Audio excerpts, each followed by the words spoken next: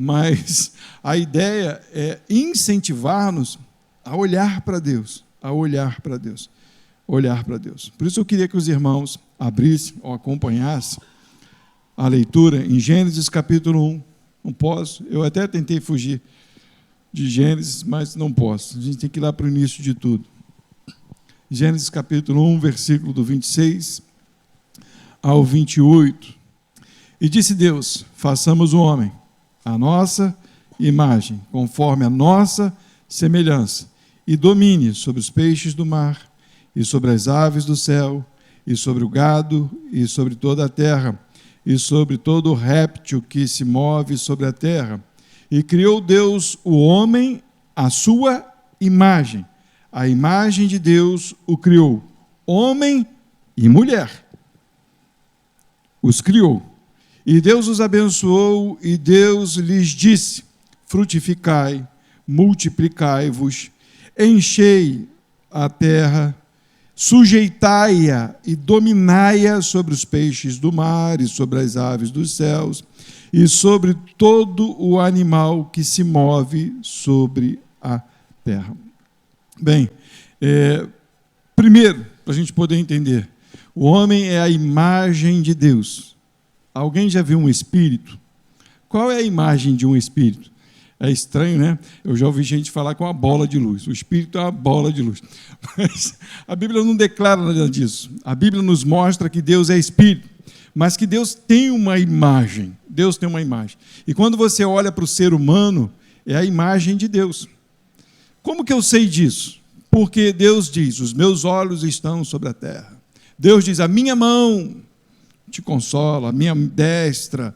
Deus fala: os meus pés estão sobre a terra. Então, quando Deus formou o homem, Ele criou a imagem dele. Ele fez o homem com a imagem. Quando você olha para esse objeto, você sabe que é um púlpito. Por quê? Porque você olha para a imagem, é um púlpito. Quando você olha para aquela caixa, a imagem que é de uma caixa de som. Correto? Você identifica. Por quê? Por causa da imagem.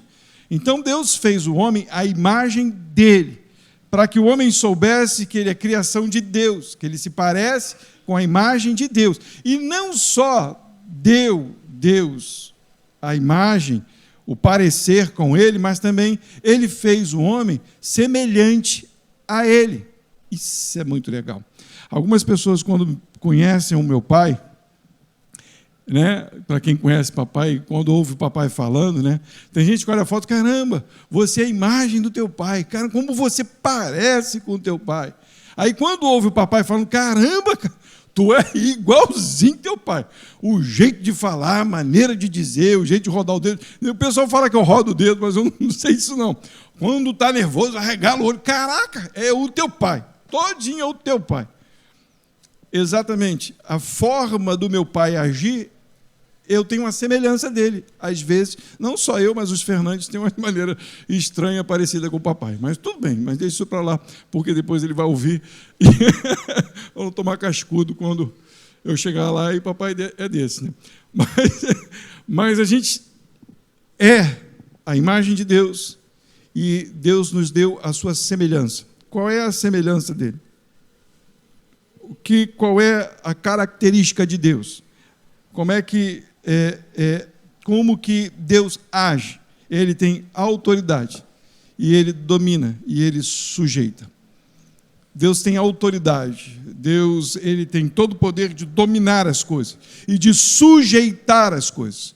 Vocês podem ver no texto que é exatamente o que Deus diz para o homem fazer. Ele diz no versículo 26, e domine sobre os peixes do mar, e sobre as aves do céu, e sobre o gado, e sobre toda a terra, e sobre todo o réptil que se move. No versículo 28 ele vai dizer: e abençoou Deus, e lhes disse, né, homem e mulher, frutificai, multiplicai-vos, enchei a terra.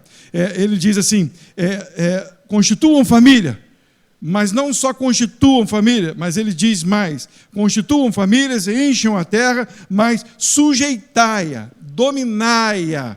Ele está dizendo, e sobre os peixes do mar, sobre as aves do céu e sobre todo animal que se move sobre a terra. Deus está dizendo assim: eu estou dando o direito do homem de organizar as coisas. Eu fiz tudo organizado e agora dou o direito ao homem de continuar organizando, dominando, sujeitando, não deixando que as coisas fiquem à revelia de qualquer jeito. Vocês vão ver, Deus coloca o homem no jardim do Éden para quê? Para lavrar, para cuidar, para dar nomes, para que ele possa ser responsável pelo jardim do Éden. Ok? Até aí tranquilo de entender, não é?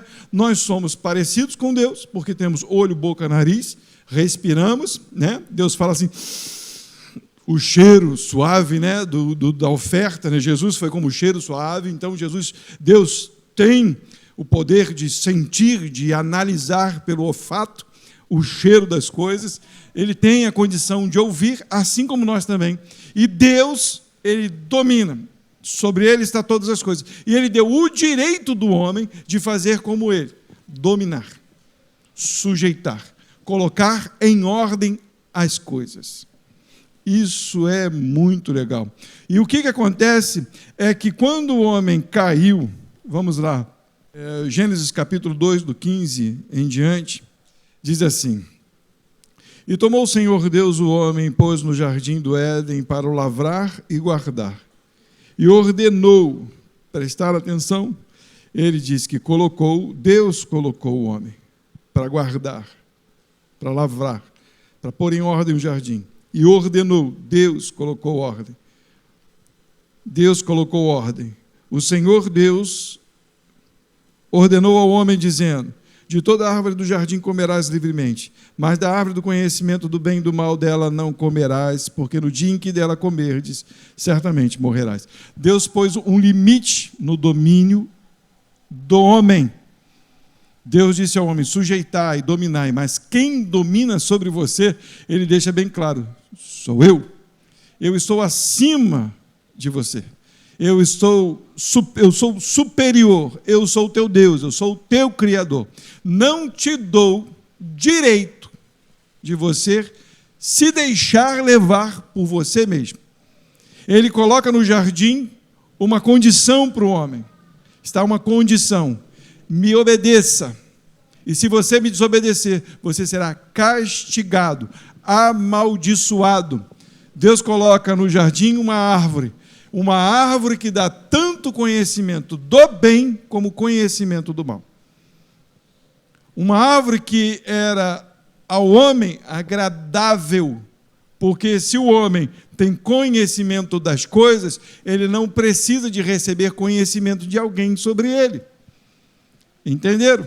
Se Deus diz para você: é desse jeito que eu quero que você faça, e você olha para algo que te dá liberdade de Deus, e você escolhe a liberdade de estar fora de Deus, você está indo contra Deus, mas você está adquirindo liberdade para você fazer o que você quer. Mas com a condição de estar morto diante de Deus, de não ter a condição de se chegar mais a Deus, de não poder mais se direcionar para Deus. O homem, quando pecou, ele perdeu o direito de ouvir a voz de Deus, de estar sobre o domínio de Deus. E foi dado a ele o direito de fazer dele fazer o que ele quiser, dele dominar como quiser, dele sujeitar como quiser, dele fazer das coisas da maneira como ele quer, sem estar preso a Deus. Quando o homem pecou, foi exatamente isso que aconteceu. O homem foi afastado de Deus. É só a gente ver como que está o mundo hoje. Como que estão os nossos governantes, os prefeitos. Como que estão? É só a gente olhar. Como que está a nossa casa? Nós tivemos ontem num café, eu nem lembrava disso, mas chamaram a gente para ajudar no ar livre, no negócio de casais, entendeu? Negócio de casais. Não era negócio de mulher, não. Graças a Deus era negócio de casais, porque geralmente é negócio de mulher. Mas era negócio de casais. Então estavam ali os casais, comendo lanchinho, ouvindo louvor, coisa e tal, e a gente falando. E todos os homens crentes falaram das confusões que tem nas suas casas. É normal. Aqui ninguém está para dizer que não tem confusão em casa. Eu tenho confusão em casa. Eu cheguei a citar quando me deram a oportunidade de falar, que eu acordo amando minha mulher, beijando minha mulher, e chega de noite e eu quero enforcar ela. Por que isso? Calma, gente, não precisa ficar assustado, não. São as coisas que acontecem normais em todo casamento, é normal. Por que isso? Porque nós deixamos de ouvir a voz de Deus, nós fomos desligados, completamente afastados. Então, a direção principal do que é certo, do que é correto, a maneira certa de sujeitar e dominar de maneira correta, pura, santa, foi deixado de lado. E aí vem as nossas confusões de mente entre homem e mulher, porque a gente pensa de uma forma e a mulher pensa de outra. É normal. É normal. Mas o que Deus nos chama a atenção é que se nós voltarmos para Ele, a ouvir a sua voz, a nos sujeitar como no princípio, Ele derrama sobre nós a sua bênção e começa a direcionar as nossas vidas, como homem, a fazer o papel principal de dominar e sujeitar. Não é sujeitar de botar debaixo dos pés, é de organizar. Entende? É de pôr as coisas nos seus devidos lugares. Qual é o papel do presidente? Colocar as coisas no seu devido lugar. Botar os prefeitos, os vereadores, não é bem o papel do nosso presidente do Brasil, não, mas deveria ser alguém que colocasse as coisas no seu devido lugar. Não está funcionando direito, sai fora, bota outro. Mas não é assim que funciona, não. Briga danada. Mas o papel seria isso. Para um país desse tão grande andar em ordem, precisa de alguém que domine e sujeite as coisas.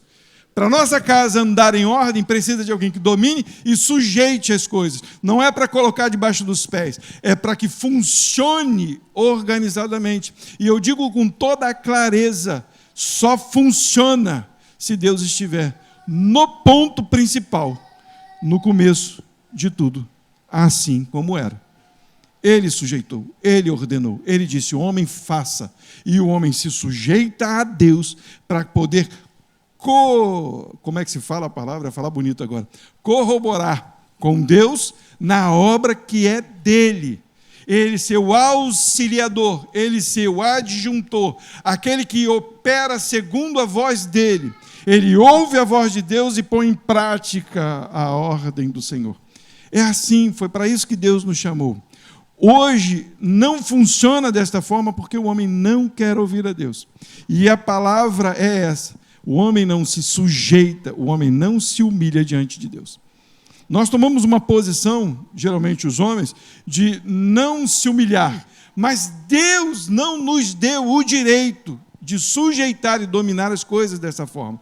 Deus nos deu o direito de sujeitar e dominar as coisas com o entendimento bíblico, com que as pessoas vejam em nós, homens, pessoas direitas, santas, retas, que querem mostrar com a atitude e com o testemunho a maneira certa de se conduzir. Aí, pastor, ficou difícil, porque é quase impossível o nosso testemunho ser validado diante das pessoas. Quando as pessoas nos olham, quando eu voltei para casa, há muito tempo atrás, quando eu andava sem rumo, uma das coisas que Deus briga comigo, e briga até hoje, é a questão do meu testemunho com os de fora. De me relacionar de uma forma que as pessoas vejam em mim que eu não estou, como é que eu posso dizer a palavra certa? Que eu não estou disposto a brigar, mas eu estou disposto a fazer as coisas andar coerentemente. Não sei se deu para vocês entenderem. Como eu vou chegar no ponto onde eu quero, mas só para a gente poder entender esse início. Quando eu saio da minha casa para fora, as pessoas têm que ver em mim alguém que quer fazer as coisas direito, alguém que quer ver as coisas andando perfeitamente, alguém que tem que ver em mim um testemunho de alguém que é bom, alguém que não entra em papos de pornografia, brincadeiras obscenas, alguém que não fica xingando palavrões, até porque a pessoa que tem essa atitude, tem essa maneira de viver, ela anda dessa forma porque ela não conhece a Deus. E Para mim, que conheço a Deus, preciso mostrar para ela que aquela atitude dela desagrada a Deus e que ela está fora do domínio de Deus. E como que eu faço isso? Tendo um testemunho de alguém que tem coerência na maneira de viver. É isso que eu quero que vocês entendam. Quando eu tenho uma aparência de uma coisa em um lugar, e quando eu estou longe daquele lugar, tenho uma aparência de outra coisa, como que eu posso confiar nessa pessoa? Se eu estou aqui na frente, pregando o Evangelho, falando do amor de Jesus para vocês, eu tenho uma conduta, mas eu saio daqui e tenho outra conduta, vocês podem confiar em mim? Claro que não, de forma nenhuma. O que Deus nos revela é exatamente isso.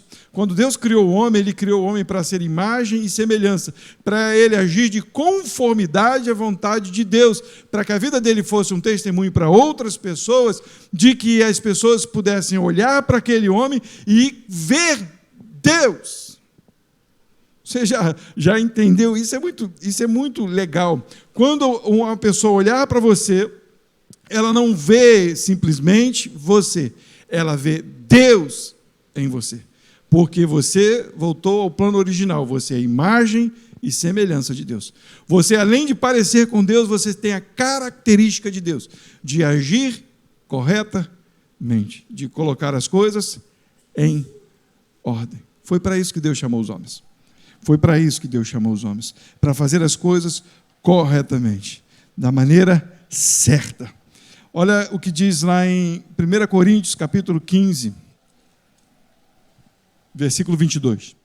Diz assim: porque assim como todos morreram em Adão, assim também todos serão vivificados em Cristo. Cheguei ao ponto que eu queria. Esse é o lugar de onde a gente não deve sair. A Bíblia nos declara porque o homem pecou e ele foi desligado de Deus. Ele não quis mais ouvir a voz de Deus para organizar, para fazer as coisas conforme a vontade de Deus. O que Deus faz? Se encarna, vem como homem. Ele vem na estrutura humana para mostrar ao homem como deveria ser, que o homem deveria andar. Então, o primeiro homem, Adão, ele fez com que todos os homens morressem. Esse morrer é ser afastado de Deus. Esse homem que foi afastado de Deus, depois da sua morte carnal, ainda tem a morte espiritual. Ele não tem o direito de estar com Deus, de ver Deus.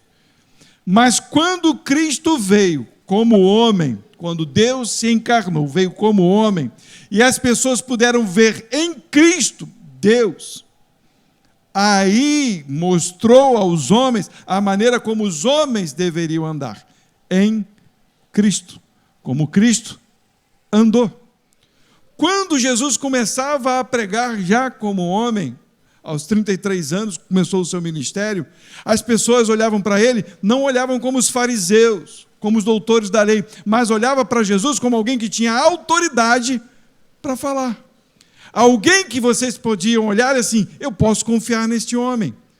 Tanto que as pessoas começaram a seguir Jesus, tanto que as pessoas pararam de ouvir os fariseus para ouvir Jesus, mas por ele mostrar Deus, aquela multidão sempre seguia Jesus, se admirava de Jesus, queria estar perto de Jesus para ouvir a sua palavra, porque falava como alguém que tinha autoridade, alguém que tinha domínio e sujeitava as pessoas. Alguém que você poderia olhar e dizer, eu confio nesse homem, porque o que ele fala é. Não é igual político não, né? O cara fala, eu vou asfaltar a tua rua. Cadê o asfalto? Eu vou melhorar o salário dos professores. Cadê? Eu vou melhorar os hospitais. Cadê? Os caras falam um monte de coisa. Jesus não. Quando ele vinha, ele falava e aquilo se cumpria. Por quê?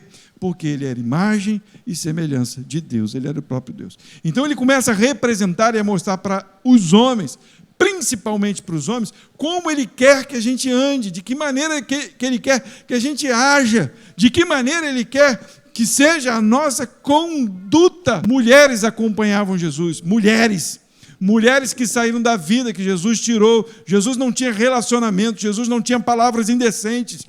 Aquelas mulheres se ajoelhavam, choravam aos pés de Jesus, porque confiavam nele, porque elas sofreram, foram amarguradas, foram destruídas por pessoas, e quando elas encontravam Jesus, elas encontravam paz, encontravam alívio, encontravam alento e acalento. É isso que as pessoas precisam ver em nós. Ela tem que ver respeito em mim.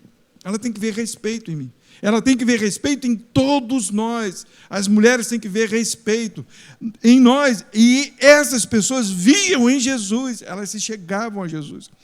E eles viam em Jesus, não só as mulheres, mas os homens, eles viam alguém que não só dava a eles autoridade, mas que eles podiam se humilhar diante dele. Essa é a coisa mais extraordinária. Você pode chegar para um amigo e se humilhar diante do amigo, chorar diante do amigo, contar os seus podres diante do amigo. Você pode pedir um conselho para o seu amigo com choros. Às vezes o que a gente faz é se esconder, chorar e não quer que ninguém saiba, para mostrar que a gente é homem. Quando a gente chega perto de Jesus, não tinha um homem que ficava de pé. Eles tinham que se prostrar diante de Jesus, porque a glória de Jesus era tão extraordinária e havia tanta sinceridade em Jesus, que eles tinham que se prostrar. Não tinha homem valente diante de Jesus. Acabou. Eles se humilhavam, mas quando eles se levantavam no poder de Deus, eles davam sua cara a tapa, para poder ir junto de resolver coisas e apanhar até pelo reino. Esse é o nosso Cristo, foi isso que ele fez por nós, e é assim que Deus quer que a gente haja diante dele, com humilhação, diante das pessoas, com respeito, que Deus olhe para nós e veja o seu filho, é isso que ele quer, e que as pessoas vejam em nós imagem e semelhança de Deus, a imagem do Cristo em nossos corações. É isso, é esse desejo que Deus tem para nós. Olha o que Cristo fez. Filipenses capítulo 2, a partir do versículo 5, fala assim: de sorte que haja em vós. Está falando para mim e para vocês, para nós que estamos aqui. Ele estava falando para aquele povo, para os lados de Filipos, né? E ele está dizendo para a gente também: de sorte que haja em vós o mesmo sentimento que houve também em Jesus Cristo. Qual foi o sentimento, então, que Jesus teve? Versículo 6. Que, sendo em forma de Deus, não teve usurpação ser igual a Deus. Foi o que Adão não teve. Deus fez Adão imagem e semelhança de Deus. Adão, acho que começou a se achar como Deus. Comeu da fruta e teve conhecimento do bem e do mal como Deus. E achou-se no direito de andar conforme a sua vida. Mas Deus diz que Jesus, sendo Deus, ele não teve por usurpação ser igual a Deus. Se Deus, o próprio Deus, veio em carne e não veio todo-poderoso, cheio de raios, cheio de autoridade, cheio de luz, cheio de glória, veio a este mundo como homem, ele está dizendo para mim e para você, que é criação dele, tenha esse sentimento, que você não é superior a ele e não é superior a ninguém. E ele diz assim, versículo 7, mas fez a si mesmo de nenhuma reputação. Nossa, isso é forte demais. Tomando a forma de servo, fazendo-se semelhante aos homens. Você imagina, você já viu algum rei, algum presidente, sair do seu palácio, do seu trono, para conviver como um homem comum? Você não vê isso. Se você vê isso, é porque ele quer fazer teatro para poder aparecer na mídia. Igual tinha os artistas que se vestiam de mendigo, lembra? Para poder ver como é que as pessoas iam agir. Ele mesmo não agia direito com as pessoas, mas fazia aquele teatrinho todinho. Estou aqui me preocupando com alguém, montando a casa de alguém. Mas não, era ibope para ele. Jesus não fez isso. Jesus, ele sendo o criador do universo, tomou a forma de servo, se humilhou, se deixou ser humilhado pelos homens. É isso que está falando. Deus, o próprio Cristo se encarnou, ele se humilhou, ele tomou a forma de servo, tomou um corpo humano, e diz no versículo 8, e achado na forma de homem, humilhou-se a si mesmo, sendo obediente até a morte, e morte de cruz. Havia um propósito de Deus para esta humanidade, apresentar o Filho de Deus, para que o homem voltasse a ser parecido com Deus através do seu Filho. E Jesus, como homem, veio a este mundo e mostrou obediência. Deus deu um plano a Jesus como homem, e Jesus cumpriu esse plano. É o que Deus está falando para nós como homens. Eu estou te dando um plano, um propósito. Não seja igual ao mundo. Não faça igual ao mundo. Seja diferente. Seja como meu filho. Obedeça a minha voz. Escute os meus mandamentos. Ande de conformidade à minha lei. Eu o sustento. Não precisa parecer mais forte que o outro. Quando fala isso, me dói o coração. Porque todas as vezes que alguém se levanta, quer ser mais macho que você, aí você lembra de Jesus. Não é deixar que as pessoas pisem, mas é mostrar a maneira certa de se conduzir. Primeira carta de Pedro, capítulo 2, 19 ao 25. Olha, esse texto aqui então é pesado demais. Mas que revela muito a vontade de Deus sobre as nossas vidas. Diz assim: porque é coisa agradável, não é desagradável, que alguém, por causa da consciência para com Deus, sofra agravos, padecendo injustiça. Ele fala assim, é coisa agradável que alguém, por causa da consciência para com Deus. O que quer dizer? Que alguém entendeu o propósito de Deus, que alguém olhou para Cristo, que alguém entende a vontade de Deus, e por causa desta consciência, de alguém que se humilha diante de Deus, que se arrepende de seus pecados, que olha para Jesus Cristo, sofra agravos e padeça injustiças. Quantos de nós não fomos injustiçados? Mas qual é a tua consciência para com Deus? Porque quando a gente não tem essa consciência, quando a gente não tem essa paz diante de Deus, a gente se desespera, a gente entra em conflito, mas saiba, Deus está vendo, Deus está medindo o seu coração.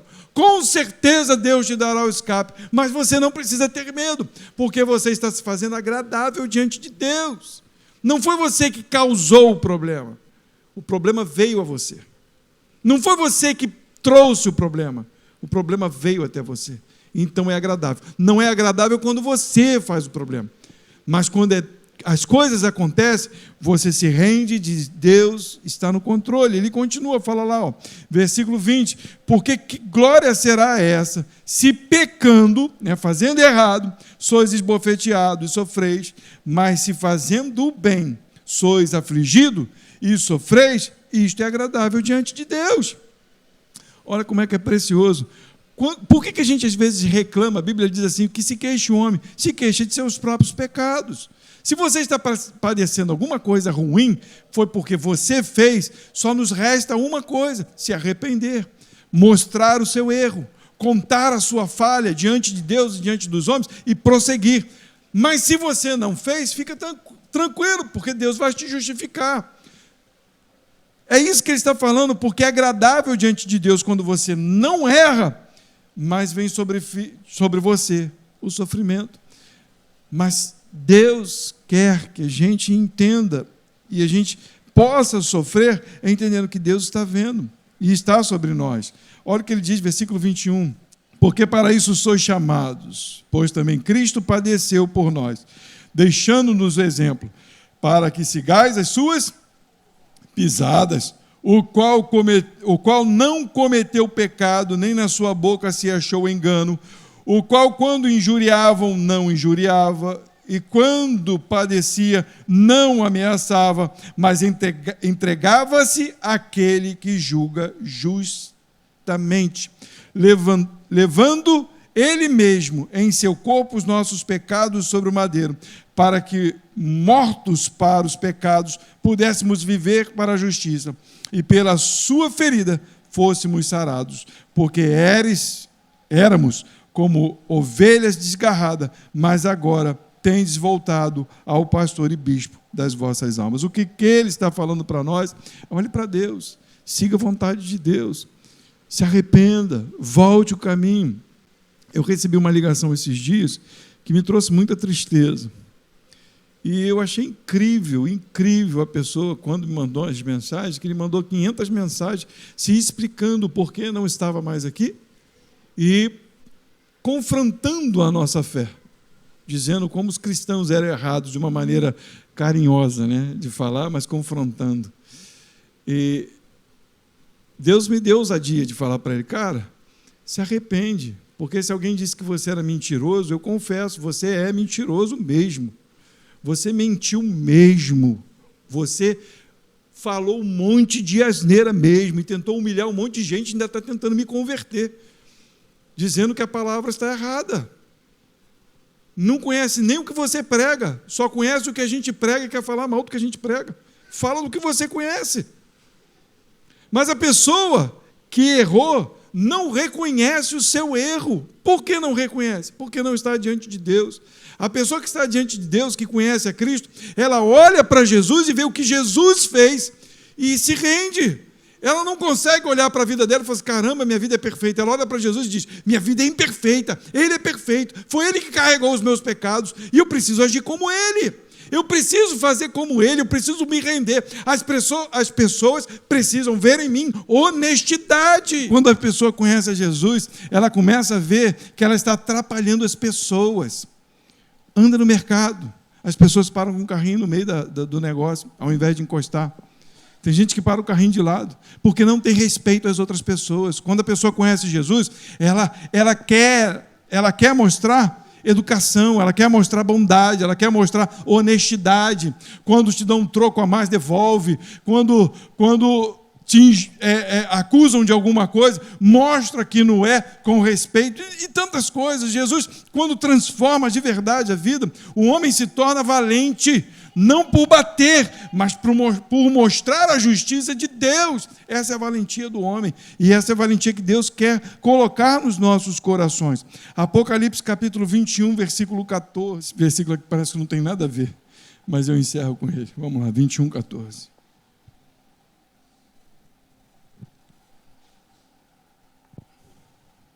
E o muro da cidade tinha 12 fundamentos, e neles os nomes dos 12 apóstolos do Cordeiro. O que tem a ver isso com homens? Vocês conhecem os 12 apóstolos? Um mais pior de ruim que o outro. Completamente estranhos, iletrados, homens sem cultura, brutos, duros, arrogantes, caluniadores, fofoqueiros, mentirosos. 12 apóstolos que Jesus chamou para ele. Antes de Jesus chamar esses 12 apóstolos, Deus faz umas coisas que a gente não entende. Quando Davi estava fugindo de Saul, Davi se esconde numa caverna e se junta a Davi, homens endividados, homens desgostosos da vida, bandidos, amargurados, se juntam a Davi. E diz que eles se tornaram os 400 valentes de Davi. Homens que ninguém dava valor, nenhum. A princípio, Davi era um moleque, mirrado. Quem olhava para Davi, esse cara é de guerra aonde? Você olhava para Davi, uma criança. Esse moleque bate em quem? Esse moleque não bate em ninguém. Quando os caras iam para cima dele, tomavam uma surra. Porque estava cheio de Deus. No Antigo Testamento era assim, na base do braço, né? Porque era para lutar mesmo. E aí se junta aquele garoto franzino, de aparência meiga, 400 homens péssimos, ruins, estranhos, e se tornam os 400 valentes de Davi. Se você ler a história desses homens, eles seguiam Davi aonde Davi ia. Um dia Davi disse assim, estou com sede. Como eu queria beber da água lá da fonte, não sei onde, que eu esqueci o nome do lugar. E aí Davi dormiu. Quando acordou, era lá no meio dos filisteus, lá no acampamento do inimigo. 3 homens desses endividados, desses desgostosos, desses que não prestavam de nada, que se tornaram valentes, foram lá no acampamento do inimigo, de noite, pegaram daquela água que Davi tanto queria e trouxeram para Davi. Aqueles homens que Jesus chamou eram como esses homens. Ninguém dava valor nenhum para aqueles apóstolos. Nem um. Um pior do que o outro. E o que parecia ser melhorzinho, que era Judas, vocês conhecem a história, o traiu. Judas era judeu, não era galileu. Judas morava na área nobre. Judas era entendido, conhecedor. Mas o resto, cobrador de imposto, pescador. Quem eram esses caras? Ninguém. A congregação de Jesus? 12 apóstolos. Foram esses homens que morreram pelo Evangelho. E nós temos aqui o ensinamento de Jesus por causa desses homens. Fundamento da igreja. A base doutrinária da igreja. Os 12 apóstolos. Por quê? Se sujeitaram a Deus. Se tornaram imagem e semelhança de Deus, obedecendo e ouvindo a voz do Criador. Quando Deus olhava para eles, viam a marca de Jesus nos seus corpos. Deus via Jesus naqueles homens. E quando eles abriam a boca, só saía autoridade.